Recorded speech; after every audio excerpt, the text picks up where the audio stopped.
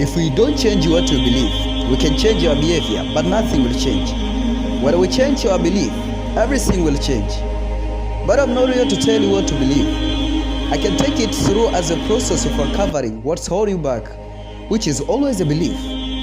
To be fearful, you have to believe that something is scary or bad for you, or could hurt you, or could destroy you. Yet we know the hero's journey.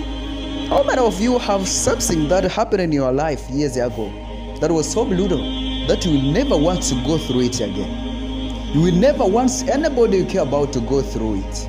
But looking back 5 years ago, 10 years ago, I see why the universe of God created for me.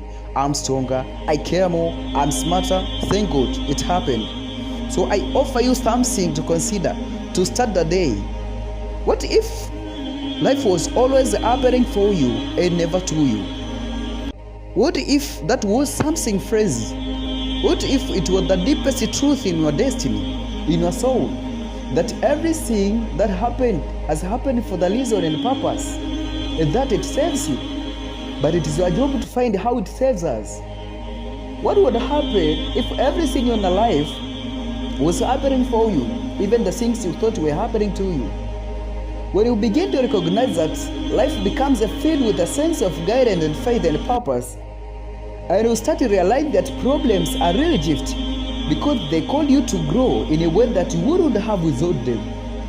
And maybe you would prefer not to have some of the problem, but if you are proactive, maybe you get less of those problems, or at least you get better quality problems. Besides that, what makes somebody a leader, it is the ability to solve problems. If they have a vision, they want to make things happen. But if you don't want to make things happen, something going to get on our ways. Already been done. Let us eat problem for breakfast. Everyone is going to have problems. The key is to get better quality problems and not have the same faking problems over and over again. You didn't read today? So today we are going to deal with that it has never been dealt with. So not intellectual. We are going to deal with it in a way that where you get those limiting beliefs out of the body. And we are going to pick them out. I'm not going to tell you what they are, but before we do be creators, we have to know what controls our thoughts. And yet our beliefs controls our thoughts. We have to know what controls our thoughts. And yet our beliefs controls our thoughts. But you have to know multiple beliefs you have been told. So which one you select?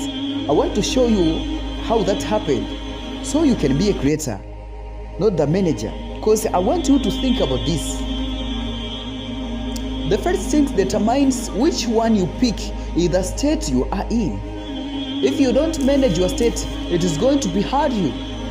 Your example as a leader in anything, you are part of which the state you bring. That makes people want to be with you. And also that is why living in a beautiful state is one of the most important decisions of your life, and one you will have to remind yourself. Of course, we spend an hour on it on a day. If you don't measure something, you can manage it. If you don't manage things, you don't know what is going on. That's usually how you get bit. Because if you measure something once a year, you are going to have bad years. If you measure it once a month, you won't have bad years. Because you got 12 times to check it and make correction.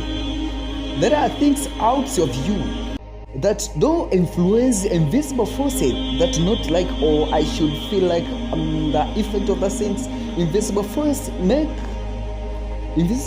means we know that as a gravity. So we build muscles to push against. Otherwise, you just be on the ground all the day.